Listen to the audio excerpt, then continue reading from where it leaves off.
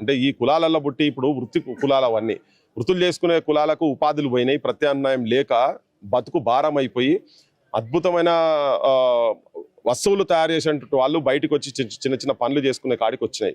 So ఇది అంతా కేవలం ఏంటంటే ప్రభుత్వాలు బాధ్యత వహించాల్సిన అవసరం ఉంటుంది దీన్ని చాలా క్లియర్గా.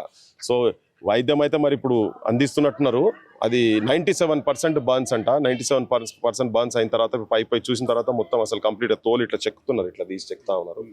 అది బతుకుడు కష్టమే కావచ్చు, కానీ ఇప్పటికన్నా కానీ వాళ్ళు ఈ ప్రభుత్వాలు ముఖ్యంగా ఇప్పుడు ప్రజెంట్ కాంగ్రెస్ గవర్నమెంట్ అన్ని పక్కకు పడేసి మీరు ఢిల్లీకి పోయి పార్లమెంట్ కాడ కూర్చొని ఈ 42% బీసీ రిజర్వేషన్ బిల్లును మోడీ దగ్గర ఒత్తిడి చేసి ఇప్పటిదాకా ఆయన కనీసం అఖిల పక్షాన్ని కూడా తీసుకపోలే కదా. ఇవన్నీ చూస్తున్నారు, యువతరం అందరూ మాట్లాడుతున్నారు.